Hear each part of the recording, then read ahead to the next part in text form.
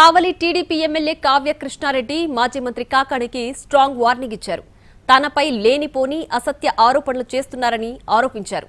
తాను సక్రమంగా చేస్తున్న క్వారీ బిజినెస్ అక్రమాల పుట్టంటూ లేనిపోని అభాండాలు వేస్తున్నారని అన్నారు. దీనిపై ఎక్కడైనా చర్చకు సిద్ధమని సవాల్ విసిరారు కావ్య.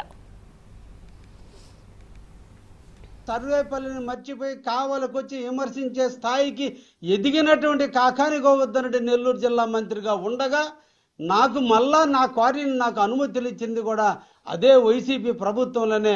ఆనాడు నాకు ఇచ్చింది క్లీన్ చిట్.